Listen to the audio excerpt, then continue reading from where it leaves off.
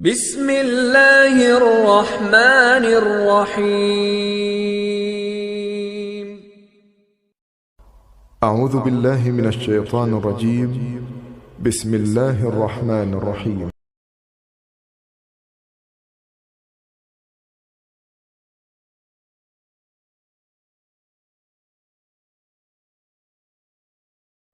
ডানাতে ভর করি আমার আশায় আছে সম্বল নাই, আশায় আছে সম্বল নাই, করি কি উপায়। মনে বড় আশা ছিল যাব মদিনায়, মনে বড় আশা ছিল যাব মদিনায়।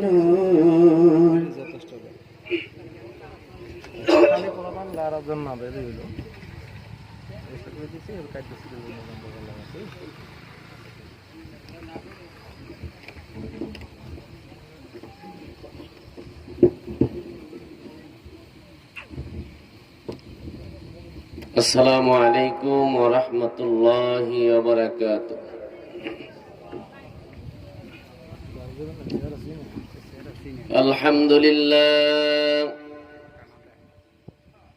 আলহামদুলিল্লাহ নাহমাদুহু ওয়া নাস্তাঈনুহু ওয়া নাস্তাগফিরুহু ওয়া নাউযু বিল্লাহি মিন শুরুরি আনফুসিনা ومن سيئات أعمالنا، من يهده الله فلا مضل له ومن يضلله فلا هادي له،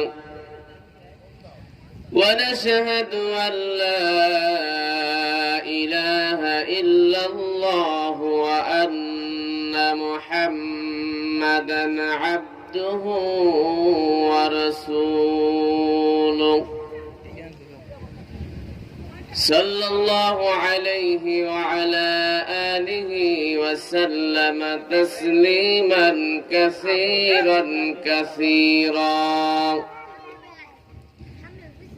الذي أرسله بالحق بشيرا ونذيرا وداعيا إلى الله بإذنه وسراجا منيرا.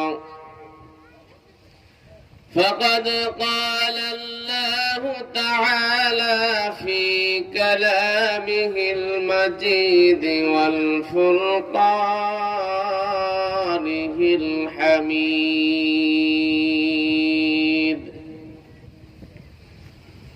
أعوذ بالله من الشيطان الرجيم. بسم الله الرحمن الرحيم. إن الصلاة تنهى عن الفحشاء والمنكر. وقال رسول الله صلى الله عليه وسلم: الصلاة معراج المؤمنين.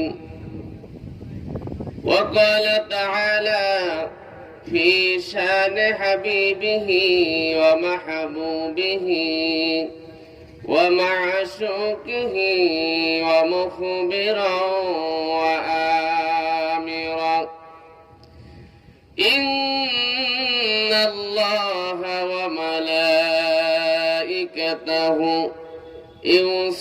يصلون على النبي يا الذين آمنوا صلوا عليه وسلموا تسليما اللهم صل على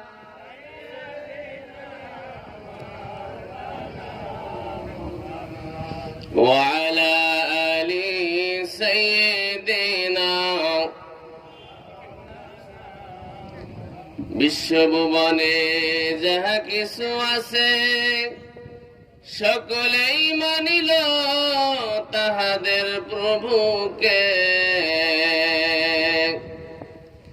কেবলই মানুষ শুধু যে বেহুশ মানিল না তার আল্লাহকে আল্লাহুম্মা সাল্লি আলা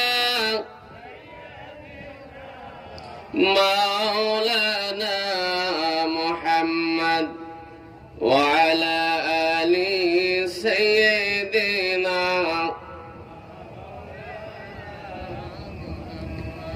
এই দুনিয়া থাকবে পরে আমরা কেউই থাকব না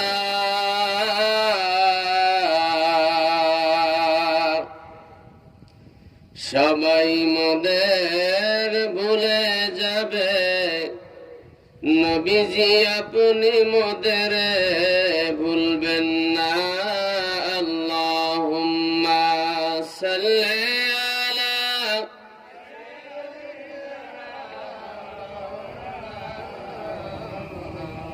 ওয়া আলা আলি সাইয়্যিদিনা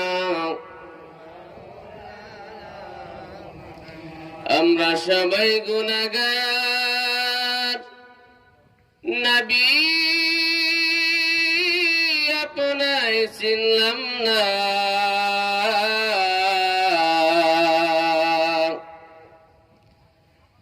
আমরা সবাই গুনাহগার নবী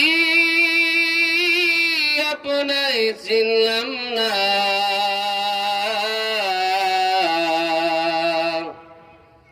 তাই বলিয়া রোজ হাসরে আপনি মোদের ভুলবেন না আল্লাহুম্মা সাল্লি আলা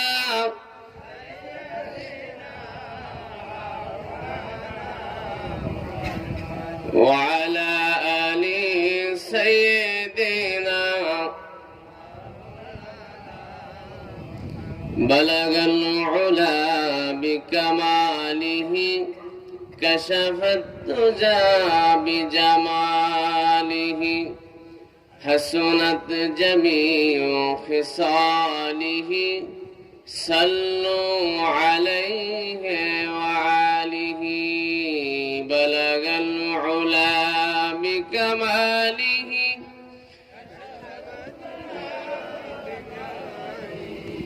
حسنت جميع خصاله صلوا عليه আমি যদি কখনো তায়েফে যাই বলবো মাটিকে ডেকে নবীজির খুন ঝরলো কোথায় আমি যদি কখনো তায়েফে যাই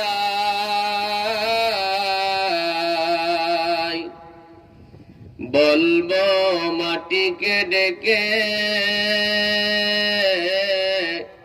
নবীজির খুন ঝরলো কোথায় বলে দাও তা আমাকে প্রতিশোধের দাবানল জ্বালাবো হেথায় বালাগাল উলা বিকামালিহি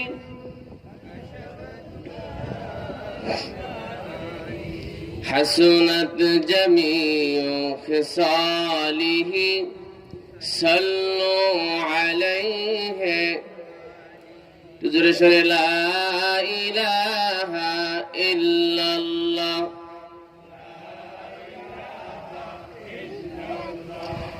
ला इलाहा इल्लल्लाह ला इलाहा इल्लल्लाह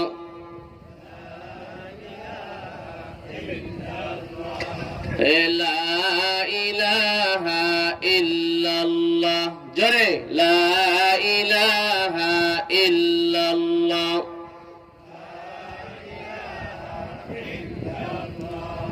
हस्बी रब्बी जल्लल्लाह मा फी क़ल्बी गैरुल्लाह हस्बी रब्बी जल्लल्लाह मा फी क़ल्बी गैरुल्लाह नूर मुहम्मद सल्लल्लाह ला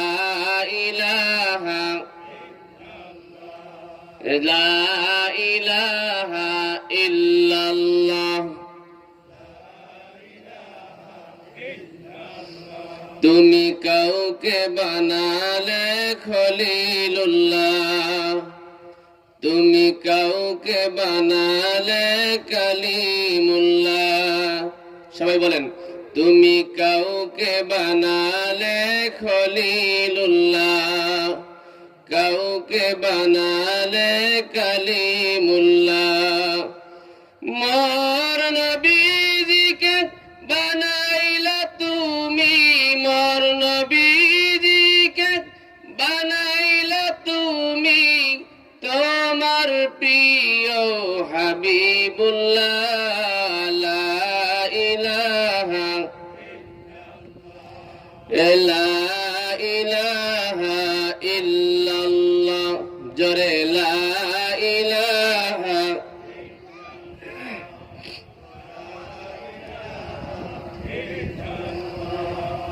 লা ইলাহা ইল্লাল্লাহ মুহাম্মাদুর রাসূলুল্লাহ সবাই পড়েন সাল্লাল্লাহু আলাইহি ওয়াসাল্লাম দক্ষিণ লেবুবুনিয়া হাজীবাড়ি জামে মসজিদ কর্তৃক আয়োজিত একদিন ব্যাপী বার্ষিক ওয়াজ মাহফিলের সম্মানিত সভাপতি আজকে মাহফিলের সম্মানিত প্রধান অতিথি মঞ্চে উপবিষ্ট আছেন আমার ওস্তাদ সমতুল্য হযরত উলামা ইকরাম সামনে বসা আছেন বাবার বয়সী মুরাব্বিয়ান ইকরাম যুবক ভাইয়েরা পর্দার আড়ালের মা এবং বোনেরা আল্লাহ তাবারক ওয়া তাআলার দরবারে লক্ষ কোটি শুকর আদায় করছি যে মহান রব্বুল আলামিন এই অত্র এলাকার মধ্যে অসংখ্য অগণিত মানুষের মধ্য থেকে আমাদেরকে বেছে বেছে অল্প কিছু সংখ্যক মুসলমানকে রাসূল পাক সাল্লাল্লাহু আলাইহি সাল্লামের পবিত্র জবানে ঘোষিত জান্নাতের বাগানে আসার বসার দুই একটি জান্নাতি কথাবার্তা শোনার তৌফিক সুযোগটুকু দান করেছে সেজন্য মহান মালিককে খুশি করার জন্য সকল ভাই মুখ খুলে একবার পড়ুন আলহামদুলিল্লাহ বাবাজিরা আমার এ মাহফিলে এসে বেজান না খুশি অল্প না বেশি যতটুকু খুশি হয়েছেন ততটুকু আওয়াজ করে আরেকবার পড়ুন আলহামদুলিল্লাহ আলহামদুলিল্লাহ বললে আমরা কার প্রশংসা করলাম আরো জোরে বলেন কার আল্লাহ পাক রব্বুল আলামিনের প্রশংসা যদি আমরা জন্ম থেকে মৃত্যু পর্যন্ত সিজদা করে পড়ে থাকি তারপরও আসলে আদায় হবে না কি বলেন আমরা যেদিকে তাকাই আমাদের প্রত্যেকটা মুহূর্তে আল্লাহ পাক রব্বুল আলামিনের নিয়ামতে ভরপুর কথা বলেন ঠিক কিনা আমরা দেখতে পাই অনেক বড় বড় শহরে বা বড় কোনো মাহফিলে যেমন চরমনের মাহফিলে সারসিরার মাহফিলে যখন যাই তখন আমরা দেখতে পাই গেটের বাহিরে রাস্তার পাশে কিছু মানুষ এভাবে পড়ে আছে যে মানুষগুলোর অনেক মানুষ এরকমের আছে যাদের হাত নাই অনেক মানুষ আছে যাদের পা নাই অনেক মানুষ এরকমের আছে হাত পা কিছুই নেই কেউ আছে চক্ষু দুটো নেই কেউ আছে প্যাডের উপরে আরেকটা প্যাড হয়েছে, এরপরে আরেকটা ঠ্যাং, কত কষ্টে তারা আছে, বলেন ঠিক নেবে ঠিক। কিন্তু তাদের দিকে তাকাই আমাদের শিক্ষা গ্রহণ করতে হবে যে মালিক আমাদেরকে কত সুন্দর করে দুটো চক্ষু দিছে, যে চক্ষু দিয়ে আমরা সুন্দর পৃথিবী দেখতে পাইতেছি। সুবহানাল্লাহ বলেন। মালিক আমাদেরকে কত সুন্দর সুস্থ দুইটা পা দিয়েছে, যে পা দিয়ে আমরা তাম পৃথিবী সব জায়গায় ভ্রমণ করতে পারি। মালিক আমাদেরকে সুন্দর দুইটি হাত দিয়েছে, যে হাত দিয়ে আমরা কাজ করতে পারি, খানা খাইতে পারি। কথা বলেন ঠিক কিনা? যাদের হাত নাই তাদের তো খানা খাইতেও কষ্ট, কেউ খাওয়াই দিতে হয়, অন্যথায় অন্য কোনো উপায়ে তার খানা খাইতে হয়। কিন্তু আল্লাহ পাক রব্বুল আলামিন আমাদেরকে এতটুকু মায়া করে ভালোবেসে দুটি হাত সুস্থ রেখেছে, আমরা হাত দিয়ে যে কোনো জিনিস খাবার আমরা খাইতে পারি। সুবহানাল্লাহ। এটুকু চিন্তা করে আমাদেরকে নিজেদের উপদেশ গ্রহণ করতে হবে যে আল্লাহ আমাদেরকে যে সুস্থ রেখেছে, এজন্য আল্লাহ পাক রব্বুল আলামিনের সকল হুকুম আহকাম গুলো আমাদের মানতে হবে। কি বলেন ঠিক না বেঠিক? আল্লাহ রাব্বুল আলামিন আমাদের সকলকে আল্লাহ পাক রব্বুল আলামিনের সকল হুকুম আহকাম গুলো মেনে চলার মতন তৌফিক দান করবেন, আমিন। সবাই বলুন আল্লাহুম্মা আমিন। এই মাহফিলে আসতে পারা, দিনের দুই একটি কথাবার্তা শোনা, এটা নসিবে থাকতে হয়। সকল মানুষের নসিবে আল্লাহ রাব্বুল আলামিন এটা রাখেন না। আমি আমার আলোচনায় অনেক সময় বলি যে সকলের সময়, সকলের টাকা, সকলের শ্রম আল্লাহ রাব্বুল আলামিন তার পথে কবুল করে না। কি বলেন? কত মানুষের টাকা আছে, কোটি কোটি টাকার মালিক, দেখবেন সেই টাকা দিয়ে সে সিনেমা হল বানায়, টাকা দিয়ে টেলিভিশন কেনে, টাকা দিয়ে যাত্রা গান জারি গানের আয়োজন করে, টাকা দিয়ে ডিশ লাইনের বিল দেয় মাসে মাসে। কথা বলেন ঠিক না ঠিক? আর কিছু মানুষকে আল্লাহ রাব্বুল আলামিন সম্পদ দিছে, টাকা দিছে, সেই টাকা দিয়ে সর্বপ্রথম আল্লাহর ঘর মসজিদ বানায়। সুবহানাল্লাহ। সেই টাকা দিয়ে মাদ্রাসা বানায়, সেই টাকা দিয়ে এতিমখানা বানায়, সেই টাকা দিয়ে এরকমের দিনী পরিবেশ অর্থাৎ মাহফিলের আয়োজন করে। সুবহানাল্লাহ। এজন্য সকলের টাকা আল্লাহর রাস্তায় কবুল হয় না, সকলের সময়টাও আল্লাহর রাস্তায় কবুল হয় না। আমরা এখানে এসে বসছি, আমাদেরকে আল্লাহ কবুল করছে। কত মানুষ যাই দেখেন ওই দোকানের পাশে দাঁড়ানো আছে, কত মানুষ এখনো বাড়িতে বসে বসে চিন্তা করতেছে যাবো কি যাবো না, মনে মনে এইরকম চিন্তা করতেছে যে এখনো তো সময় অনেক বাকি। এই হুজুরে হবার শুরু করছে, এ শেষ করবে, এরপরে এশার নামাজ, আবার আর এক হুজুর শুরু করবে, তারপর না খেচুরির প্যাকেট পাবো, এত অনেক সময় আছে, একটু আস্তে আস্তে যাই। কথা বলেন ঠিক নেবে ঠিক? তার মানে তাদেরকে আল্লাহ রাব্বুল আলামিন কবুল করে নাই। আরে বাবা, এই মাহফিল ময়দানে এসে বসলে লাভ না লস? আরো জোরে বলেন, লাভ না লস? আমরা যারা আসতে পেরেছি আমরা আসলে জিতছি, ঠিক না ঠিক? কিন্তু যারা আসে নাই তারা কিন্তু জিততে পারে নাই, তারা জিততে পারে নাই। তারা যে ঠকছে এটা সরাসরি বললাম না, কিন্তু তারা জিততে পারে নাই। কারণ এই জায়গাটা এখন বর্তমানে নবীজির কথা জান্নাতের বাগান। সুবহানাল্লাহ। আর আমরা এটা সকলেই বুঝি এবং জানি যে জান্নাতের বাগানে একমাত্র জান্নাতি মানুষ ছাড়া কেউ বসতে পারে না। কি বলেন? জান্নাতি মানুষ যারা, তাদেরকে এখানে আল্লাহ বসাবেন, যে কোনো উপায়ে বসাবেন, বসার ইচ্ছা নাই তারপরও বসাবেন। আর জান্নাতি মানুষ যারা না, যাদেরকে আল্লাহ রাব্বুল আলামিন জান্নাতি হিসেবে কবুল করেন নাই, এরা অত্যন্ত চেষ্টা করেও বসতে পারবে না। দেখবেন আসার পরেও বাইরে বাইরে ঘুরবে, কই দেহি হুজুরের কণ্ঠটা কেমন, দেহি হুজুর জমাইতে পারে কেমন, কথা কন। এরপর হুজুরের জমান্নে দেখে এরপর ঢুকবে মাহফিল প্যান্ডেলে। এদের উদ্দেশ্য খারাপ। আমরা কথা শুনবো কার? আরো জোরে বলেন, কার কথা শুনবো? আল্লাহর কথা শুনবো, দিনের কথা শুনবো, হাদিসের কথা শুনবো, আমার নবীজির কথা শুনবো। এই কথাগুলো যে বক্তাই বলুক না কেন, জমাইতে পারুক আর না পারুক, কণ্ঠ ভালো হোক কি খারাপ হোক, শুনতে রাজি আছেন সবাই? বাবাজিরা আমার, আল্লাহ রাব্বুল আলামিন বলেন, فَإِذَا قُرِئَ الْقُرْآنُ فَاسْتَمِعُوا لَهُ وَأَنصِتُوا لَعَلَّكُمْ تُرْحَمُونَ। জোরে কোন আল্লাহু আকবার। আল্লাহ রাব্বুল আলামিন বলেন, এই দুনিয়ার জমিনে যখন তোমাদের সামনে কোরআনের আলোচনা হবে, যখন তোমাদের সামনে দ্বীনের আলোচনা হবে, হাদিসের আলোচনা হবে, নবীজির কথা হবে, তোমরা অত্যন্ত সতর্ক সহকারে চুপ হয়ে এই কথাগুলো শ্রবণ করবা। জোরে কোন সুবহানাল্লাহ। কথাটা নির্দিষ্ট কার? আরো জোরে বলেন কার? আমার আল্লাহর নামটা জোরে বলেন কার? আল্লাহ হুকুম করতেছে, যখন তোমাদের সামনে আমার কোরআনের কথা হবে তখন তোমরা চুপ করে বসে বসে শুনবা। বক্তা লম্বা হোক কি খাটো হোক, বক্তা চিকন হোক কি মোটা হোক, কালো হোক কি সুন্দর হোক, অল্প বয়সী কি বৃদ্ধ হোক, কোনো আসে যায় না। কথা যদি আল্লাহ পাকের বলে তোমরা সঙ্গে সঙ্গে শুনবা এবং চুপ থাকবা, আদব রক্ষা করে বসবা। সুবহানাল্লাহ। ও বাবাজিরা আমার, এজন্য আল্লাহ পাকের কথা শুনলে আল্লাহ বলেন তুমি যদি আদব সহকারে বসতে পারো, চুপ করে যদি বসতে পারো, আর তোমার সামনে যে আলোচনা করবে, যে তেলাওয়াত করবে, যদি তার মুখের দিকে চুপ করে তাকিয়ে থাকতে পারো, আর যেই কথাগুলো বলবে তুমি যদি জবাব দিতে পারো, আদব রক্ষা করলে আল্লাহ রাব্বুল আলামিন বলেন লাআল্লাকুম তুরহামুন, তবেই তোমরা রহমত প্রাপ্ত হইবা। সুবহানাল্লাহ। আমরা আল্লাহর রহমত চাই কি চাই না? আরো জোরে কোন চাই কি চাই না? আল্লাহ পাক রহমত যদি না করেন আমাদের কোনো উপায় থাকবে নি।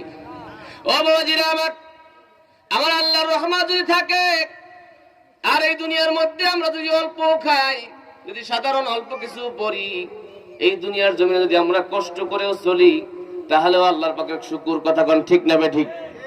অনেক মানুষ দেখবেন রিকশা চালায়, দিন মজুরের কাজ করে, অত্যন্ত পরিশ্রম করে, করে কি করে না, সারাদিন খাটাখাটনির পরে 200 টাকা 300 টাকা অতিরিক্ত হলে 500 টাকা ইনকাম করে।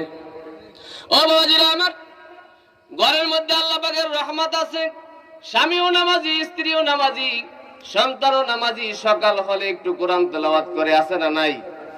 ও বাবাজিরা আমার, যখন ঘুমাইবে এশার নামাজের পরে ঘুমাবার সময় একটু কোরআনের তেলাওয়াত করে, সুবহানাল্লাহ পড়ে।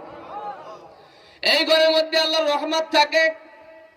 ওই লোকটা অল্প ইনকাম করে, এই অল্প ইনকামের মধ্যে আল্লাহ বরকত দিয়ে দেয়, সুন্দরভাবে তার সংসারটা চলে, ভালোভাবে তিনি খানাগুলো খায়। এরপরও দেখা যায় মাসের শেষে তার হাতে কিছু থাকে। কথা বলেন ঠিক না ঠিক?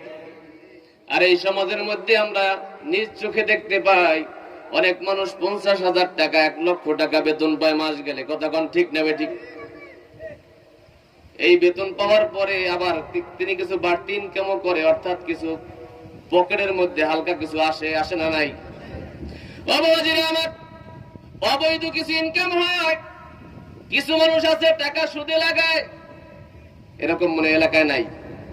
আছে বাবাজিরা আমার, টাকা সুদে লাগায়, টাকা দিয়ে টাকা আনে, টাকা দিয়ে অন্য সম্পদ আনে, আছে না নাই? এই মানুষগুলো দেখবেন মাস গেলে কয়েক লক্ষ টাকা ইনকাম করে ঠিক, কিন্তু তলিতে পড়ে না, একটার পর একটা বিপদ আল্লাহ লাগাইয়ে দেয়। কথা কোন ঠিক না বেঠিক? বাবাজিরা আমার, একটা মাত্র সই দিয়ে 5 লক্ষ টাকা নিয়ে ঘরের মধ্যে যখন ঢুকে, ঘরের মধ্যে আসার সঙ্গে সঙ্গে দেখতেছি বিবি সাহেব ঘর থেকে বের হয়ে যায়। কয় যাও কই? কয় তোমার দরকার কি? কথা কন না। ঘরের মধ্যে ঢুকে দেখে মাইয়াটা ছটফট করে যায়। কয় কি হয়েছে? কয় ওরে জিনে ধরছে। আর একটু সামনে যায় দেখে পোলাটা ছটফট করে। কয় কি হয়েছে? কয় পেটে ব্যথা, অ্যাপেন্ডিক্স হয়েছে, অথবা ক্যান্সার হয়েছে, বিভিন্ন রকমের সমস্যা, আছে না নাই? ছেলে লইয়া মেডিকেল যাও, আর মেয়ে নিয়ে ওজার কাছে যাও, ওজারে দাও 10,000, ডাক্তারে দাও 50,000, এরপরে মেডিকেল বিল হয়েছে 70,000। হিসাব করলে দেখা যায় যা ইনকাম করছে তার চাইতে 3 গুণ বেশি খরচ হয়ে গেছে। ঠিক না ঠিক? এজন্য আমরা কার রহমত চাই? আরো জোরে বলেন কার? ও বাবাজিরা আমার, আল্লাহ যদি আমাদের দিকে সুনজরে তাকায়, আমরা যেখানে থাকি সেখানেই আল্লাহ আমাদেরকে শান্তি দিবে। কথা বলেন ঠিক না ঠিক?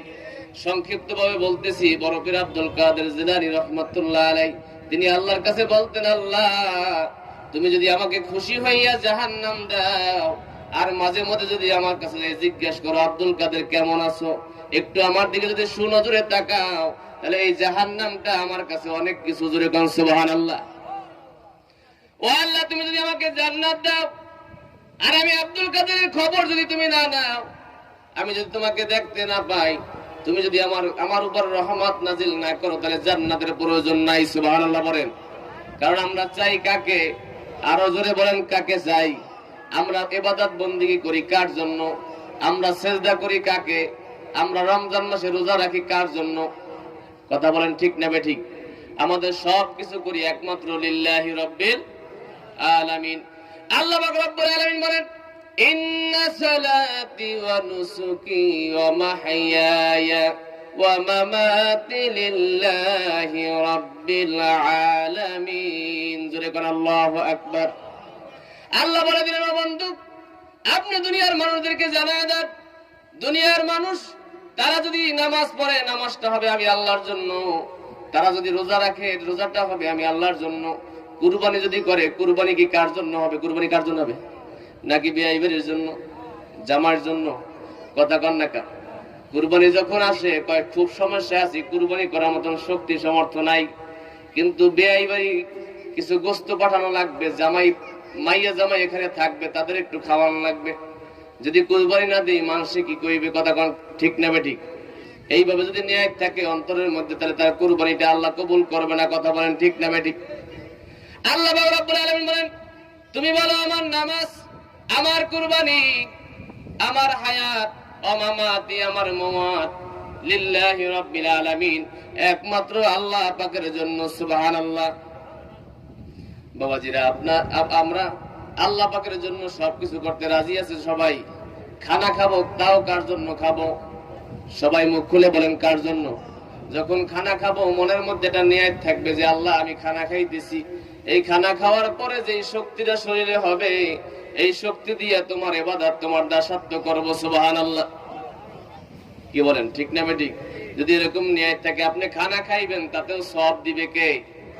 ও বাবাজিরা আমার, আপনি যদি গোসল করেন, গোসলেও সওয়াব দিবে আল্লাহ। আপনি যদি উযু করেন, উযুতে সওয়াব দিবে আল্লাহ। আপনি একটা ঘর উত্তোলন করছেন, এই ঘরের মধ্যেও সওয়াব দিয়ে দিবে আল্লাহ। সুবহানাল্লাহ। বলে হুজুর কেন?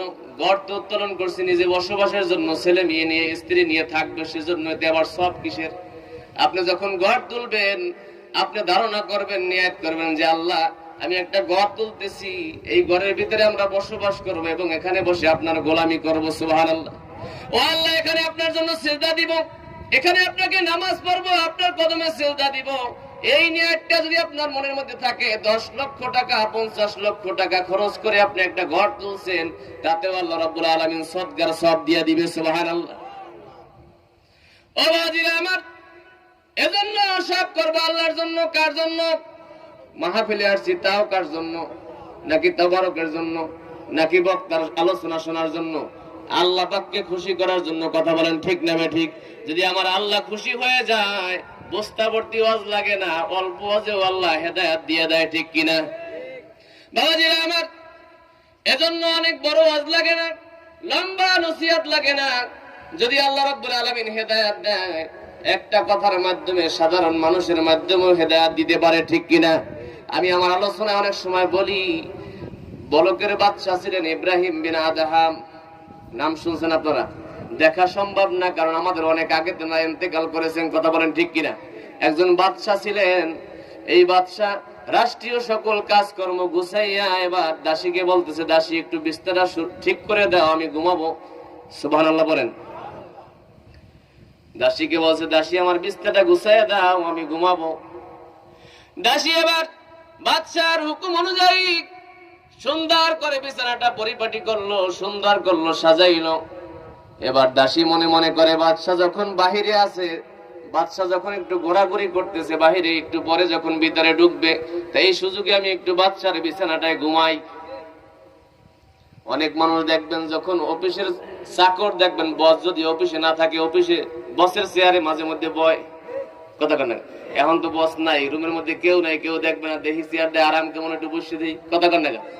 ও বাবাজিরা আমার, ওই দাসী মনে মনে চিন্তা করে, জীবনবার তো বাদশার বিছানাটা গুছাই দিলাম, সুন্দর করে সাজাই দিলাম, কোনোদিন তো শুয়ে দেখলাম না। আজকে যখন বাদশা ভিতরে নাই, একটু শুয়ে দেখি এই বাদশার বিছানাটায় শুইতে আরাম কেমন। সুবহানাল্লাহ। গরিব মানুষ হইলেও তারও মনে মনে একটা আশা থাকে যে আল্লাহ এই সোফায় যদি একটু বসতে পারতাম। কথা কেন? যদি গরিব মানুষ হয়, তারও মনে মনে আশা থাকে আল্লাহ এরকম জাজিমের মধ্যে যদি একটু শুইতে পারতাম। কথা কন? কবুল করার মালিক আল্লাহ, কিন্তু মনে মনে আফসোস করে কি করে না? ও বাবাজিরা আমার, এই দাসী মনে মনে চিন্তা করে, জীবনভর বাচ্চার বিছানাটা গুছাইয়ে দিলাম, একদিন তো শুইতে পারলাম না, কেমন আরাম এখানে, কেমন শান্তি বুঝলাম না। একটু একটু শুয়ে দেখি বাচ্চা তো ভিতরে নাই। দাসী যখন শুইছে, কিতাবে আসছে যে দাসী শোয়ার সঙ্গে সঙ্গে ঘুম পড়ে গেছে। সুবহানাল্লাহ, ঘুমাই পড়ছে। বাদশা বাহির থেকে কাজকর্ম সেরে এবার যখন রুমের মধ্যে প্রবেশ করছে, ঢুকে দেখতেছে দাসী বিছানায় ঘুমান। মেজাজ গরম না ঠান্ডা? জোরে কন। মেজাজ তো গরম হয়ে গেছে। এত গরম হয়েছে থার্মোমিটারে তো ধরে না। সুবহানাল্লাহ কন। ও বাবাজিরা আমার, এবার বাচ্চারা আগান্বিত হয়ে চাবুক বের করে অনেকগুলো আঘাত করলো দাসীর গায়ে। দাসীর শরীর থেকে চামড়া উঠে রক্তগুলো বের হয়ে গেছে। এমন আঘাত তিনি করছে, কিন্তু আঘাতের পরেও দাসী বাচ্চার মুখের দিকে তাকাইয়া মুস্কি মুস্কি হাসতেছে। জোরে কন সুবহানাল্লাহ। ও বাবাজিরা আমার, বাচ্চা এবার আঘাত বন্ধ করে দিছে। ডাক দিয়ে বলে, দাসী, এই দুনিয়ার জমিনে যতদিন পর্যন্ত আমার ক্ষমতা ছিল, যতদিন পর্যন্ত আমি রাজত্ব করেছি, বাদশাহী করেছি, আমার এই চাবুক দ্বারা অনেক মানুষকে আমি আঘাত করেছি, মারছি, কিন্তু আমার চাবুকের আঘাতে কোনো ব্যক্তি হাসে নাই, কাঁদছে। কি কোন আঘাত পেলে হাসে না, কাঁদে? আমার আঘাত পেয়ে তো অনেক মানুষই কাঁদছে, জায়গায় গড়ে গেছে, জায়গায় শুয়ে গেছে, কিন্তু কই তুমি তো কাঁদলা না, তুমি হাসলা কেন বুঝলাম না। দাসী ডাক দিয়ে বলে, বাচ্চা, আমি একটু এজন্য হাসতেছি যে একটু সময়, সামান্য মুহূর্ত আপনার বিছানায় শোয়ার কারণে আপনি আমাকে এতগুলো আঘাত করলেন, আমার শরীর থেকে চামড়া তুলে দিলেন, রক্ত বের করে দিলেন। আমি চিন্তা করতেছি আপনি তো 60 বছর 70 বছর আপনার এই জীবন ভর এই আরামদায়ক বিছানায় ক্ষমা করে দিয়েছে, তোমাকে জাহান্নামে দিবে না, তোমার কান্নার প্রয়োজন নাই। এরপর থেকে পাথর আরো বেশি করে কান্না শুরু করে দিয়েছে। সুবহানাল্লাহ বলেন। মুসা আলাইহিস সালাম আশ্চর্য হয়ে গেছে, ব্যাপার কি, তুই কাঁদতেছো জাহান্নামের ভয়তে? আল্লাহ কইছে জাহান্নাম তোর জন্য মাপ, এখন কাঁদতো কা?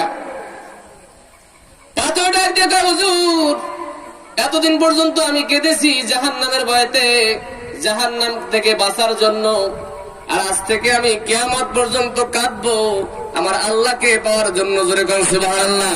কারণ আমি তো বুঝতে পেরেছি আল্লাহ রাব্বুল আলামিনের কাছে চোখের পানির খুব দাম, আল্লাহর কাছে কান্নাটা খুব প্রিয়।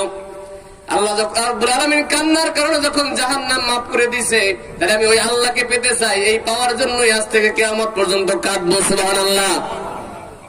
এজন্য তওবা করলে আল্লাহ বেশি পছন্দ করে তওবাকারীকে। সুবহানাল্লাহ। যারা তওবা বেশি করে আল্লাহ রাব্বুল আলামিন তাদেরকে বেশি ভালোবাসে।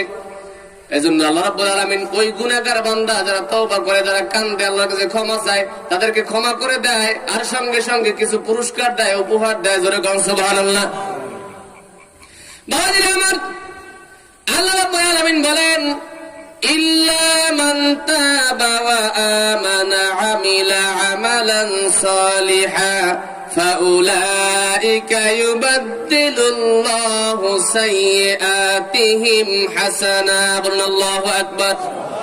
আল্লাহ রাব্বুল আলামিন বলেন, আল্লাহ পাক রাব্বুল আলামিন বলেন, যখন তুমি গুনাহ করবা, গুনাহ করার পরে যখন তওবা করবা, তওবা করার পরে ওয়া আমানা, যখন ঈমান গ্রহণ করবা, ওয়া আমিলা আমালান সালিহা, সঙ্গে সঙ্গে নেক কাজ করা শুরু করবা। কি কাজ?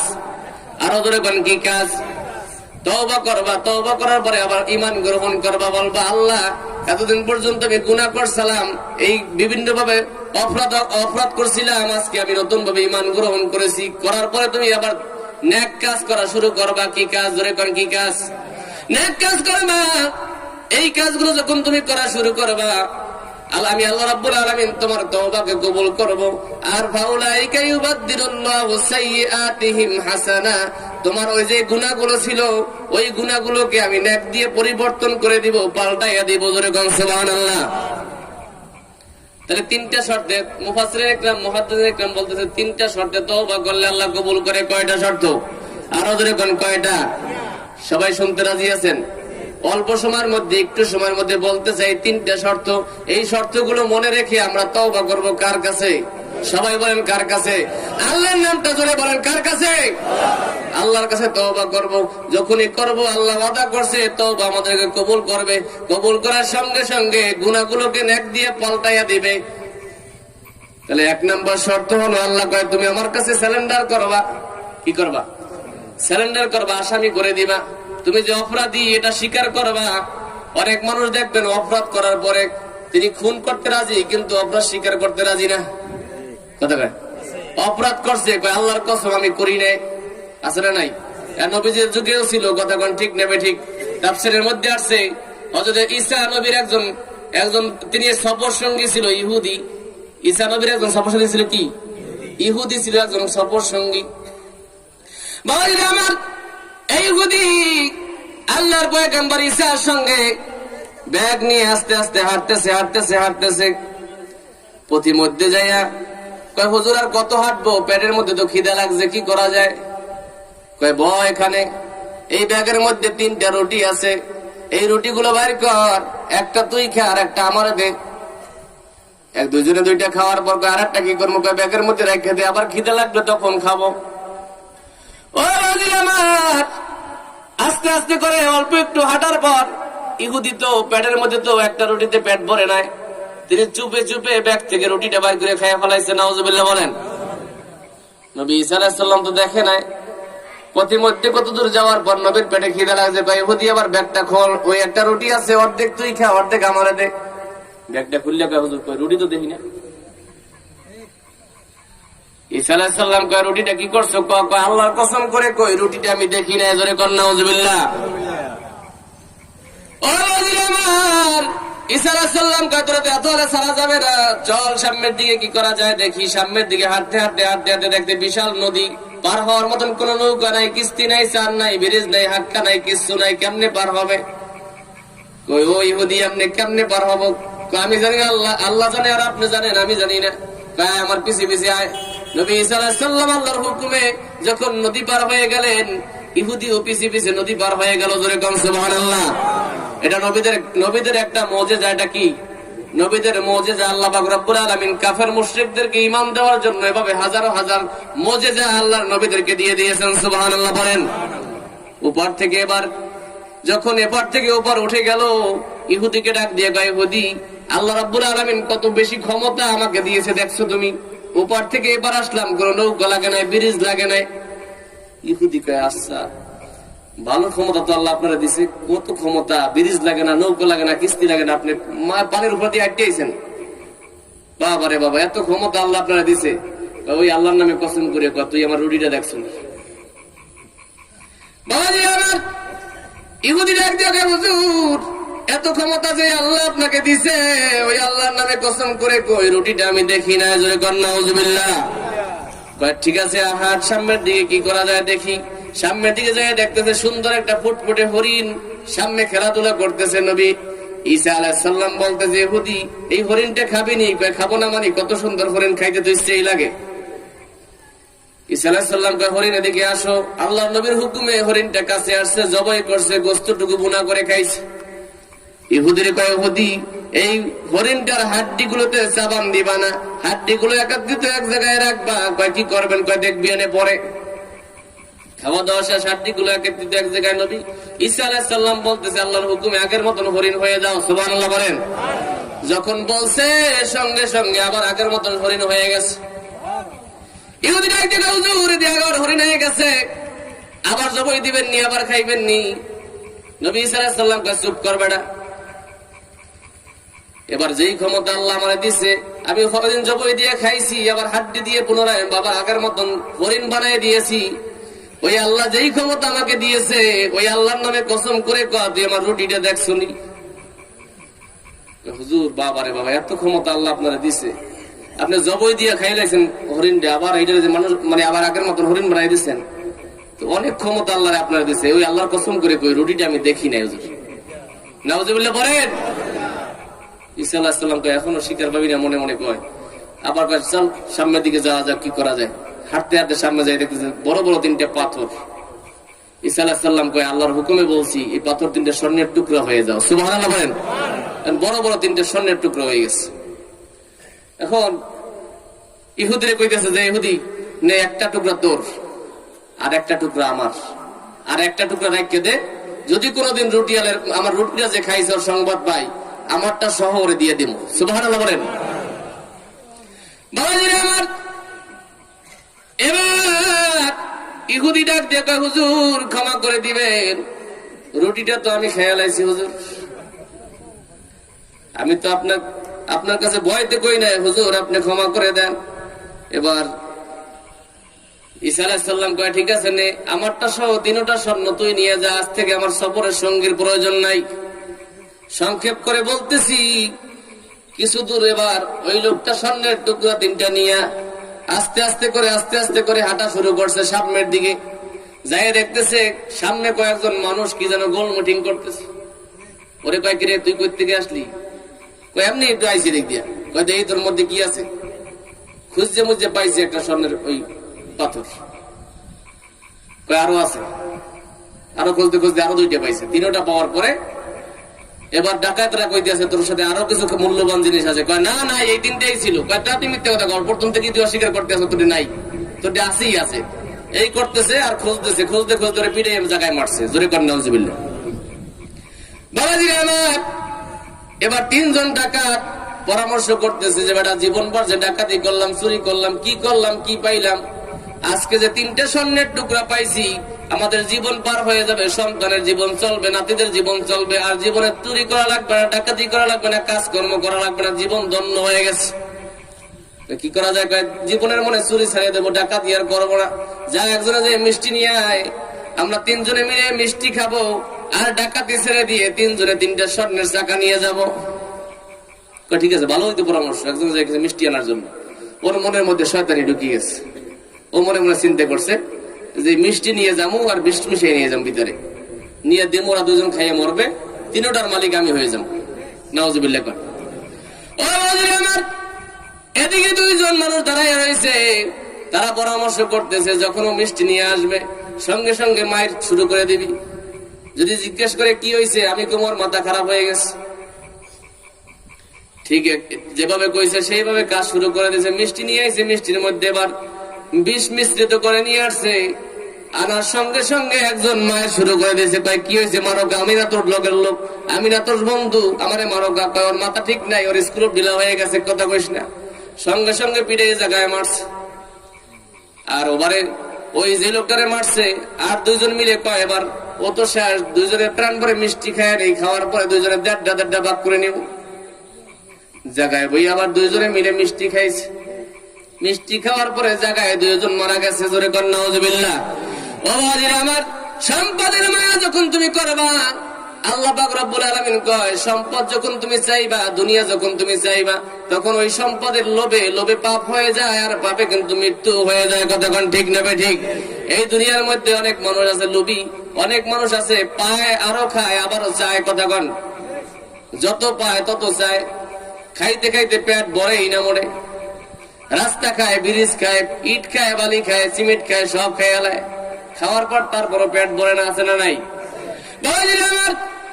একটু আল্লাহ নবীর সাহাবীদের দিকে তাকায় দেখো, আল্লাহ নবীর সাহাবীরা আল্লাহর নবী কিভাবে রাষ্ট্র পরিচালনা করছে, কিভাবে মানুষের খেদমত করছে। কতক্ষণ ঠিক নেবে ঠিক। হযরত ওমরের জীবনী খুলে দেখো, ওমর ফারুক রাদিয়াল্লাহু তাআলা আনহু যখন খেলাফত ছিলেন তখন তিনি রাষ্ট্রপ্রধান ছিলেন। বাড়িতে বাড়িতে যাইয়া, মানুষের ঘরে ঘরে যাইয়া খোঁজ খবর নিতেন কে কেমন আছেন। সুবহানাল্লাহ বলেন। পেট ভরে খাইতেন না, যেটুকু খাইলে হয়তো ওইটুকুই খাইতেন। কতক্ষণ ঠিক কিনা? হযরত আবু বকর সিদ্দিক রাদিয়াল্লাহু তাআলা আনহু যখন খেলাফতে ছিলেন, যখন তিনি ক্ষমতায় ছিলেন, তখন তিনি বাইতুল মাল থেকে 1 মুঠ আটা প্রতিদিন ঘরের মধ্যে দিতেন। প্রতিদিন 1 মুঠ করে আটা ঘরের মধ্যে দিতেন। এই আটাগুলো তার বিবি একটা কাজ করতেন, ওই আটা থেকে অল্প দুগা আটা জমা করে রাখতেন, বাকি আটা দিয়ে পিঠা বানিয়ে সবাই খাইতেন। অল্প দুগা আটা যদি 1 মুষ্টি আটা রাখতে রাখতে অনেক দিন পর্যন্ত রাখে, তাহলে অনেকগুলো হয় না? একদিন তো অনেকগুলো জমা হয়ে গেছে, এমন একটা পরিবেশ হয়ে গেছে, ওই দুগা দিয়ে আবার আলাদা একটা পিঠা তৈরি করা যায়, এমন ভাবে আটা হয়ে গেছে। সিদ্দিক আকবর আবু বকর সিদ্দিক রাদিয়াল্লাহু তাআলা আনহুর স্ত্রী এবার ওই আটা দিয়ে একটা আলাদা খাবার তৈরি করছে। যখন সিদ্দিক আকবর ঘরের মধ্যে আসছে, খাবারটা সামনে দিয়েছে, আবার আল্লাহর নবীর সাহাবী জিজ্ঞেস করে, বিবি এই খাবারটা কি দিয়ে তুমি তৈরি করলা? প্রতিদিন বাইতুল মাল থেকে যে আটাগুলো তোমার দেই তা তোমাদের খাওয়ানোর জন্য লাগে, এই আটা তুমি কই থেকে পাইলা? তার বিবি বলতেছে, স্বামী মনে কিছু নিবেন না, এটা আমি অন্যায় ভাবে কোথাও থেকে আনি নাই। যে আটা আপনি প্রতিদিন বাইতুল মাল থেকে আমাদের জন্য দিতেন, ওই আটা থেকে আমি এক মুষ্টি করে আটা জমা করে রাখতাম। সুবহানাল্লাহ। এই জমা করতে করতে আজকে অনেকগুলো হয়ে গেছে, তা দিয়ে একটা খাবার তৈরি করছি। হযরত আবু বকর সিদ্দিক ঘরের মধ্যে কিছু বললেন না, বাইতুল মালে যেয়ে বলতেছে, যারা এখানে দায়িত্বশীল আছো, আজকে থেকে আমার ঘরে আটা দিবা, এক মুষ্টি আটা কম দিবা। সুবহানাল্লাহ বলেন। কারণ এক মুষ্টি কম হইলেও আমার ঘরে চলে, সংসারে কোনো খাবারের টান বাজে না। কেমন রাষ্ট্রপ্রধান ছিল, কথা কোন ঠিক কিনা? আর আমার 10 তলা বিল্ডিং হয়েছে, এসি সহকারে সব হয়েছে, তারপর আবার আরো 2টা, আরো 5টা, আরো 10টা করে রাখি। আমার পোলায় থাকবে, একটা মাইয়া থাকবে, একটা মাইয়ের জামাই থাকবে, একটা নাতি থাকবে, একটা পুতি থাকবে, একটা কথা কোন ঠিক কিনা? মোটে পেট ভরে না, যত খায় তত লাগে, আরো চায়। ও বালির আমার, ক্ষমতা যারা আল্লাহ রাব্বুল আলামিন যাকে ক্ষমতা দেয়, এই ক্ষমতা যদি সঠিকভাবে সে ব্যবহার করে, আল্লাহ রাব্বুল আলামিন তাদেরকে পুরস্কার দিবে। কিয়ামতের ময়দানে তাদেরকে আল্লাহ রাব্বুল আলামিন অত্যন্ত ভালো একটা মূল্যবান পুরস্কার দিবে। সুবহানাল্লাহ বলেন। হযরত ওমর ফারুক রাদিয়াল্লাহু তাআলা যতদিন পর্যন্ত ক্ষমতায় ছিলেন, তিনি বাড়িতে বাড়িতে যাইতেন, মানুষের দুয়ারে দুয়ারে যাইতেন, মানুষের খোঁজ খবর নিতেন, কে কেমন আছেন, কি খায়, কি কেমন থাকে, সব খবর গুলো এই ওমর ফারুক রাদিয়াল্লাহু তাআলা নিতেন। সুবহানাল্লাহ বলেন। মানুষের মাধ্যমে না, নিজে যাইয়ে যাইয়া, নিজে যাইয়ে যাইয়া বাড়ির সামনে সামনে যাইতেন, ঘরে ঘরে যাইতেন, রাতের আধারে একা করতেন। পুলিশ লাগবে না লগে, কি পুলিশ লাগবে? আর আমাদের দেশে তো একজন এমপি সাহেব যখন দিনের বেলায় আয়, পিছনে 5টা গাড়ি থাকে পুলিশ ভরা, কথা কোন ঠিক কিনা? আর তিনি অর্ধ জাহানের বাদশা। শুধু কি বাংলাদেশের বাদশা ছিল? অর্ধ জাহানের তাম পৃথিবীর অর্ধেক শাসন করেছে হযরত ওমর রাদিয়াল্লাহু তাআলা। সুবহানাল্লাহ। ও ভাই আমার, যতদিন পর্যন্ত ওমর শাসন করেছে, ওমর রাষ্ট্রপ্রধান ছিল, ততদিন পর্যন্ত বাঘ হরিণ একাত্রে খানা খাইছে, কোনো বাজাবাজি হয় না। জোরে কোন সুবহানাল্লাহ। কেমন রাষ্ট্রপ্রধান ছিল? হাদিস শরীফের মধ্যে আসছে, হযরত ওমর ফারুক রাদিয়াল্লাহু তাআলা যখন, হযরত আবু বকর সিদ্দিক যখন রাষ্ট্রপ্রধান ছিল, খলিফা ছিল 2 বছর 3 মাস, এই সময় হযরত ওমর ফারুক আবু বকর সিদ্দিক একটা দায়িত্ব দিয়েছিলেন, তাকে প্রধান বিচারপতি বানাইছিলেন। সুবহানাল্লাহ বলেন। কি বানাইছে? বিচারপতি বানাইছে। 2 বছর কেটে গেল, কোন একটা মামলা ওমরের কাছে যায় না, কোন মামলা যায় না, কেস যায় না। আর আমাদের থানায় তো ডেইলি কয়েকশো যায়, কথা কন না কেন? একটা কেস যায় না, মামলা যায় না। ওমর ফারুক আবু বকরের কাছে, হুজুর আপনি আমারে মাফ করে দেন, এই দায়িত্ব থেকে আপনি আমাকে অব্যাহতি দেন, কারণ আমার এই দায়িত্বটা খালি খালি আমাকে দিয়ে রাখছেন। আপনি রাষ্ট্রীয় কোষাগার থেকে খাবার দেন, বেতন দেন, একদম ফাও। আমার তো কোনো কাজই করা লাগে না, কোনো মানুষ তো আমার কাছে বিচারের জন্য যায় না, কোনো মানুষ তো আমার কাছে মামলা নিয়ে যায় না, আমি কে জন্য এই পদে থাকবো? আমি কোনো কাজ করি না, বেতন কেন খামো? আর আমরা তো করোনায় বাড়ি ঘুমাই থাকি, 50,000 ব্যাংক অ্যাকাউন্টে জমা হয়ে যায়, কথা কন না কেন? কাজ না করে খাইতেছি বইয়ে বইয়া, কিন্তু একদিন তো কইলাম না যে আমি যখন কাজ করি না, তাহলে এই টাকাগুলো আমি খামো না। বা যখন আল্লাহ সরকার যখন দিয়েই বইছে, ঠিক আছে আমি সবগুলো খামো না, কিছু আল্লাহর রাস্তায় বিলি করে দিই। কি কোনো মানুষ দেয় নাকি? ওই ব্যাংকে জমা হয়ে থাকে, বাড়ির কাজগুলো সব করে। একদিনও তো কলেজে যাওয়া লাগে না, একদিনও তো স্কুলে যাওয়া লাগে না, একদিন তো মাদ্রাসায় যাওয়া লাগে না, ওইগুলো মনে করেন অটোমেটিক ভাবে ব্যাংকে জমা। এরপর কি করে করতে পারেন? যদি আপনি যে কিছু কন যে ভাই একটু সমস্যায় পড়ছি, কিছু দিতে পারো, ভাই কথা কই না, করোনার মধ্যে খুব সমস্যা আছি, যে সমস্যা আছি বলার মতন না। কি করেন? একদিন অফিস করা লাগে না, একদিনও মাদ্রাসায় যাওয়া লাগে না, স্কুলে যাওয়া লাগে না, ঘরে বসে বসে টাকা পায়, এরপর অনেক সমস্যা আছে। তা সমস্যা যদি থাকুই, তোমার আল্লাহ সমস্যার বাড়াই দিবে। আল্লাহ পাক রব্বুল আলামিনের সাহাবায়ে কেরাম এমন স্বর্ণের মানুষ ছিল, যারা এমন ভাবে বাঁচিয়ে বাঁচিয়ে চলতো যে একটা টাকা যেন হারাম না ঢুকে যায়। কারণ নবীজি বলছে, ইবাদতের 10 ভাগের 9 ভাগ হালাল খানার মধ্যে। তুমি যদি হালাল খানা খাইতে পারো, একবার সুবহানাল্লাহ বলবা, আরশ পর্যন্ত পৌঁছে যাইবে। সুবহানাল্লাহ। আর তুমি আজীবন যদি হারাম খাও, সেজদা দিতে দিতে যদি কপালে দাগ হয়ে যায়, হাঁটুতে যদি দাগ হয়ে যায়, তুমি যদি জীবন ভর সিল্লা লাগাও, তুমি যদি জীবন ভর ওই পীরের দরবারে পইরা থাকো, কোনো কাজ হবে না, কারণ তোমার হালাল খাবার নাই। কথা কেন? এজন্য হালাল খানা খাইবা, এই হালাল খানা খাওয়ার পর একবার সুবহানাল্লাহ বলবা, ওই সুবহানাল্লাহর আওয়াজটা আরশে আজিম পর্যন্ত পৌঁছবে। সুবহানাল্লাহ। বাবাজি আমার, ওমর বলতেছে, হুজুর আপনি আমাকে এই পদ থেকে রেহাই দেন, আমি আর চাকরি করতে চাই না, কারণ আমার কাছে একটা মামলাও তো আয় না, একটা কেসও তো আয় না, আমি কার জন্য এইখানে বসে থাকবো, কার জন্য বিচার করব, কি করব? আবু বকর কয়, ওমর আপনি শান্ত হন, আপনি এই পদে আছেন বিদায় এই মক্কা এবং মদিনার মধ্যে একটা অঘটন ঘটে না। সুবহানাল্লাহ কোন? আপনি এই পদে আছেন বিদায় কোন কেস মামলা আপনার কাছে যায় না, কারণ আপনার শাসনটা অত্যন্ত চমৎকার শাসন। কথা কোন ঠিক কিনা? কোন মানুষের কাছে তিনি 5 টানা টানে না, দলীয় মানুষ হিসেবে খাতিল করে না। কথা কোন? ওই লোকটা তো দলীয় মানুষ, খুন করে আইছে তারপর আশ্রয় দেওয়া লাগে, এটা মাসালা না? তারা খুন করে আইছে তারপর ওরে কেমনে বাঁচান যায় সাপোর্ট করে।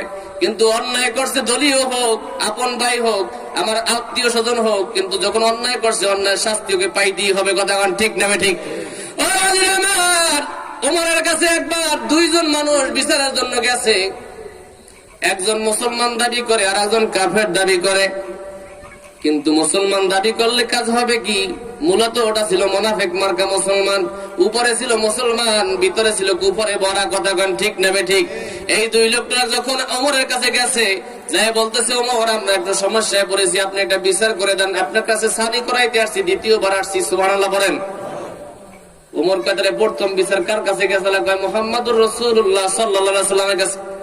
প্রথম গেছি মুহাম্মদ সাল্লাল্লাহু আলাইহি ওয়াসাল্লামের কাছে, তার বিচারটা আমার পছন্দ হয় না। কয়কেডা? যেটার নাম মুসলমান, যেটা পরিচয় দিয়েছে মুসলমান, ও কয় আমার মুহাম্মদ সাল্লাল্লাহু আলাইহি ওয়াসাল্লামের বিচার আমার পছন্দ হয় না, ও রায় দিয়েছে কাফেরের পক্ষে, আমার পক্ষে দেয় নাই, এজন্য আমি আপনার কাছে আসছি, আপনি একটা ফয়সালা করে দেন। নাউজুবিল্লাহ। ও রাজিল আমার, ওমর ডাক দিয়ে কয়, বাবা একটু দাঁড়াও, আমি যদি বিচার করি আমার একটু ঘরের মধ্যে যাওয়ার প্রয়োজন আছে। ওমর এবার ঘরের মধ্যে গেল, ঘর থেকে খোলা তরবারি নিয়ে আসলো, যেটা মুসলমান দাবি করে আমার নবীর বিচারটা তার পছন্দ হয় নাই। ওমর ফারুক রাদিয়াল্লাহু তাআলা আনহু এক কোপে গর্দানটা জমিনে নামাই দিল। জোরে কোন সুবহানাল্লাহ। তুমি মুসলমান দাবি করো, আমার নবীর ফয়সালা তোমার পছন্দ হয় না, যার কাছে আমার নবীর ফয়সালাটা পছন্দ হয় না, নবীর বিচারটা পছন্দ হয় না, আমি ওমরের কাছে তার বিচার হলো তার দুনিয়ার জমিনে বেঁচে থাকার কোনো অধিকার নাই। ঠিক না ঠিক? বলতেছিলাম, ওমর ফারুক রাদিয়াল্লাহু তাআলা আনহু যখন ক্ষমতায়, যখন খলিফা, তখন তিনি বাড়িতে বাড়িতে মানুষের সমস্যাগুলো দেখতেন। কার কি সমস্যা দেখতেন? একদিন দেখতেছে রাতের বেলা, অনেক রাত, গভীর রাত, তিনি একা একা হেঁটে হেঁটে গেছেন, যায় দেখতেছে একটা লোক ঘরের মধ্যে যায় আবার বাহিরে আসে, আবার ঘরের মধ্যে যায় আবার বাহিরে আসে। জিজ্ঞেস করছে, ও ভাই আপনার সমস্যা কি? আপনি ঘরের মধ্যে যান আবার বাহিরে আসেন, কারণ কি? আপনার কি সমস্যা? উনি কয়, ওলে ওরা অন্য সিং, তোমার সরকার তুমি চল তেল মাখো, কারণ তোমার কাছে বললে আমার কোনো লাভ নাই। এই রাষ্ট্রের খলিফা যিনি, রাষ্ট্রপ্রধান যিনি খলিফা, যিনি ওমর, তিনি তো আমাদের খবর রাখে না, তোমার কাছে বললে কি হবে?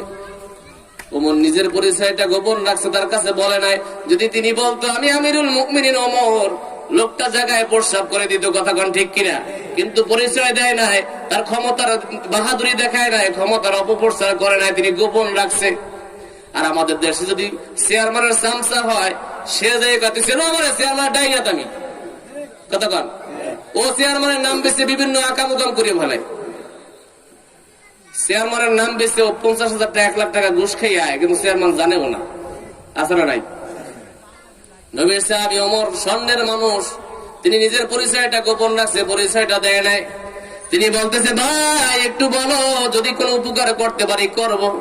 এবার লোকটা বলতেছে, আপনার কাছে তাহলে বলি, আমার স্ত্রীর সন্তান সম্ভব, আজকে রাতে তার সন্তান হবে, তিনি ডেলিভারির যন্ত্রণা অত্যন্ত কাতরাচ্ছে, অত্যন্ত যন্ত্রণায় ভোগ করতেছে, কিন্তু এমন কোন মহিলা পাই না, এমন কোন দায়ী পাই না, যেই লোকটা একটু আমার স্ত্রীর কাছে সান্ত্বনা দিবে, আমার স্ত্রীকে একটু সাহায্য করবে, এমন লোক পাই না। ওমর কয় একটু অপেক্ষা করেন। বাড়িতে চলে গেলেন, নিজের স্ত্রীকে নিয়ে আসলেন, ঘরের মধ্যে ঢুকাই দিলেন, রাস্তায় দাঁড়ায় হইলেন। সুবহানাল্লাহ বলেন। রাষ্ট্রপ্রধান, অর্ধজাহানের বাদশা, প্রধানমন্ত্রীর কয়েকজন প্রধানমন্ত্রীর ক্ষমতা। কথা কন না? এই ক্ষমতাওয়ালা মানুষ যিনি বাদশা, তিনি নিজের স্ত্রীকে নিয়ে আসছে, একটা ডেলিভারির রোগীর কাছে ঢুকাই দিছে, রাস্তায় দাঁড়ায় রয়েছে। কিছুক্ষণ পর সংবাদ আসছে, আমিরুল মুমিনিন, এই লোকটার একটা সন্তান হয়েছে। এবার আমিরুল মুমিনিন যখন চলে যাইতেছে, লোকটা জড়ায় ধরছে, ভাই এই গভীর রাত্রে আপনি আমাকে সাহায্য করছেন, এত উপকার করছেন, আপনার পরিচয়টাকে একটু দিয়ে দেন। আপনি আমাকে উপকার করছেন, এত ভালোবাসছেন, এত সাহায্য করছেন, আপনার পরিচয়টা একটু দেন, আপনি কে? উনি বলতেছে, আমি আমিরুল মুমিনিন হযরত ওমর। সুবহানাল্লাহ বলেন। লোকটা পায়ে জড়ায় ধরছে, হুজুর আপনি আমাকে ক্ষমা করে দেন, আমার বেয়াদবি হয়ে গেছে, অন্যায় হয়ে গেছে। ওমর চোখের পানি ছেড়ে দিয়ে লোকটাকে জড়ায় ধরছে, ভাই তুমি আমার কাছে কেন ক্ষমা চাও? আমি তোমার কাছে ক্ষমা চাই, তুমি আমারে মাফ করে দিও। সুবহানাল্লাহ। লোকটা বলে, কেন আপনি আমার কাছে ক্ষমা চান কেন? কয়, তুমি আমি আসার আগে কত কষ্ট পাইছো, তুমি কত প্রেশান করছো, কত চিন্তা করছো, কত টেনশন করছো। আমি তোমার সময় মতন তোমার সাহায্য করতে পারি নাই, তোমার উপকারে আসতে পারি না, তোমার পাশে আসতে পারি না। এজন্য কিয়ামতের ময়দানে আল্লাহ রাব্বুল আলামিন আমাকে ধরে বসতে পারে, আসামি বানাইতে পারে, আসামির কাঠগড়ায় দাঁড় করতে পারে, আমাকে জাহান্নামে দিতে পারে। এজন্য তুমি আমারে মাফ করে দাও। বাবাজিরা আমার, বলতেছিলাম 3 ব্যক্তির মানুষকে আমাদের অসহায় উঠবে, মনে আছে তো? এক ব্যক্তি বাকি আছে, এটা বলা লাগে না? এক ব্যক্তি হলো আল্লাহর সাথে যারা শিরক করছে, আর এক ব্যক্তি হলো যারা রাসূল পাক সাল্লাল্লাহু আলাইহি ওয়াসাল্লামের দুশমন ছিল। পাইছেন না 2 ব্যক্তি? তৃতীয় ব্যক্তি হলো যারা ঋণগ্রস্ত, যারা মানুষের হক নষ্ট করছে, যারা ঋণ করছে, এর কাছ থেকে 5,000, ওর কাছ থেকে 10,000, ওই আশা ব্যাংক থেকে 50,000, আবার বেরাক থেকে 40,000, কথা আছে না নাই? এরকম যে জায়গায় গেছে টাকা পাইছে আর ধরছে, খাইছে আর মরছে। এই মরার পরে দেখা যায় এই লোকটার সন্তানের কাছে গেছে, ভাই তোমার কাছে তো আমি তোমার বাবার কাছে 5,000 টাকা পাইতাম, ওই কবরের কাছে যেয়ে যাও। এরকম সন্তান আছে না নেই? কবরের কাছে যেয়ে যাও, আমরাই চলতে পারি না, তার দেনা দিমু কি দিয়া? এই লোকটাকে আমাদের মধ্যে অত্যন্ত অসহায় হয়ে উঠবে, কারণ ওই যে সমস্ত দেনাদাররা থাকবে তারা যে বলবে, আল্লাহ ওর কাছে 5,000 পামুক, নিয়ে নে। এখন কেমনে নেবো, কোত্থেকে দেবে, ও কেমনে টাকা পাইবে? তাহলে তুমি ওই 5,000 টাকা পরিমাণ সব ওর কাছ থেকে নিয়ে যাও। ওই টাকা পরিমাণ সব নিবে, আরেকজন বলবে আল্লাহ আমিও পাবো, তুমিও নিয়ে যাও। আরেকজন বলবে আল্লাহ আমিও পাবো, তুমিও নিয়ে যাও। নিতে নিতে দেখবে সব শেষ। অনেক সবের মালিক ছিল, কিন্তু মানুষকে ঋণের পরিবর্তে দিতে দিতে দিতে দিতে আর সব নাই, সব খালি হয়ে গেছে, বস্তা খালি, এবার নাই কিছু। দেখা যায় পাওনাদার পাশে আরো 2 জন দাঁড়াইছে, আল্লাহ আমিও তো পাবো, কই থেকে নিব, নেক তো নাই। ওই যে পরিমাণ পাবি ওই পরিমাণ দাম ধরে তোর গুনাহগুলো দিয়ে যা। নাউজুবিল্লাহ বলেন। ছিল নেকের মালিক, ছিল নেকের বস্তা, কিন্তু এবার ওই পাওনাদাররা তার নেকের পরিবর্তে, টাকার পরিবর্তে এবার গুনাহগুলোকে দেওয়া শুরু করছে। তাদের গুনাহগুলো কমছে, আর ওর মাথায় আস্তে আস্তে গুনাহগুলো বাড়ছে, গুনার বোঝা হয়ে গেছে। আল্লাহ কয়, এবার তুমি সোজা জাহান্নামে চলে যাও, ওর কোনো সাহায্যকারী থাকবে না, বন্ধু থাকবে না, নিঃস্ব হয়ে যাবে, অসহায় হয়ে থাকবে। জোরে কর নাউজুবিল্লাহ। এজন্য অনুরোধ করবো বাবাজিরা আমার, এই 3টে কাজ একটু আমল করার চেষ্টা করবেন। জীবনভর অনেক অন্যায় করছেন, অপরাধ করছেন, আজ থেকে খেয়াল করবেন যে আল্লাহ আমি আর শিরক করবো না। শিরক যেই জিনিসে হয় ওই জিনিসের কাছেও আমরা যাব না। 2 নাম্বার হলো রাসূল পাক সাল্লাল্লাহু আলাইহি ওয়াসাল্লামের সাথে বেয়াদবি করবো না। যদি কোনো কথার দ্বারা রাসূলের সাথে বেয়াদবি হয় এমন কথাগুলো বলবো না, ঠিক আছে? যদি কোনো কথার দ্বারা রাসূল পাক সাল্লাল্লাহু আলাইহি ওয়াসাল্লামের অসম্মান হয় এরকম কথাগুলো আমরা বলবো না। আর 3 নাম্বার হলো কোনো মানুষের সাথে আমরা ঋণী থাকবো না। যদি কোনো মানুষ 1 টাকা পায় তার কাছে টাকাটা ফেরত দিয়ে দিব। জীবনভর অন্যায় ভাবে অমুকের মালগুলো আত্মসাৎ করছি, অমুকের গাছের ফলগুলো না বললে খাইছি, অমুকের জায়গাগুলো ঠকাইছি, এইগুলো বাবাজিরা আমার এখন বুড়া বয়সে এইগুলো আপনি যাকে ক্ষমা চাইবেন আর ওগুলো ফেরত দিয়ে আসবেন। যদি উনি ক্ষমা করে দেয় আল্লাহ ক্ষমা করে দিবে, সুবহানাল্লাহ। আর যদি উনি ক্ষমা না করে আল্লাহ রাব্বুল আলামিনও ক্ষমা করবে না, তোমার জাহান্নামে যেতে হবে। শুধু টাকা পয়সা ঋণ থাকবে এগুলো যে ফেরত দিচ্ছে এগুলো না। অন্যায় ভাবে মনে করেন লেবু নিয়ে বাজারে বসিয়া একজনের শুধু খালি খালি অন্যায় ভাবে গালি গালাজ করছেন, মানুষ কাছে জড়ো হইয়া, কে আপনার তো শরীরের মধ্যে তেজ আছে, শক্তি আছে, আপনি তো বর মেয়া, আপনি যখন গালি দিয়েছেন চারিপাশে মানুষ জমা হয়ে গেছে, কেউ কিছু প্রতিবাদও করে নাই। ওই লোকটা গরিব মানুষ গালি শূন্য আসতে চলে গেছে, ওর মনের মধ্যে কষ্ট পাইছে না শান্তি পাইছে? কথা কয় না, কষ্ট পাইছে। কিয়ামতের ময়দানে এই কষ্টের জন্য আপনার নেক দিয়ে সাহায্য করতে হবে, আপনি গুনাহ নিয়ে কবর মানে জাহান্নামে যাবেন। এই জন্য এই কষ্ট যারা কথার দ্বারা দিয়েছেন, যদি ওই লোকটা বাঁচতে থাকে বাড়িতে যান, যদি হাত ধরা লাগে, পাও ধরা লাগে, কিছু দেওয়া লাগে, দিয়া বলে ভাই আপনি আমারে মাফ করে দেন। যদি অন্যভাবে কারণ এটা থাপ্পড় মারে থাকেন, আপনার তো মনে আছে দুনিয়ার কেউ না দেখলেও, কেউ না জানলেও, কি বলেন, আপনি গোপনে তার বাড়িতে যান, যাইয়া তার কাছে ক্ষমা চান। যদি ক্ষমা চাইয়া তার কাছ থেকে ক্ষমা নিয়ে কবরে যাইতে পারেন, তাহলে আল্লাহ রাব্বুল আলামিন আপনাকে মাফ করবে, আপনার নেকগুলো কাজে লাগবে। আর যদি গুনাহ নিয়ে যদি তাকে যদি মাফ না করে কবরে যান, তাহলে কোনো উপায় থাকবে না। আল্লাহ পাক রব্বুল আলামিন আমাদের সকলকে আমল করার তৌফিক দান করবেন, আল্লাহুম্মা আমিন। বাবাজিরা আমার, সবাই আমার জন্য দোয়া করবেন, আমি আপনাদের জন্য সকলের জন্য দোয়া করি। আল্লাহ যেন আপনাদের সকলকে এবং আমাকে খাঁটি মুসলমান হয়ে কবরে যাওয়ার তৌফিক দেয়, বলুন আল্লাহুম্মা আমিন।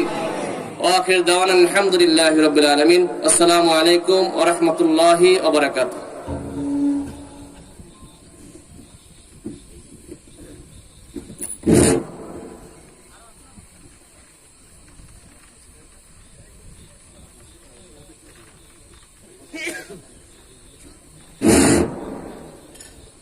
সম্মানিত হাজিরিন, এখন পবিত্র এশার নামাজের আজান হবে।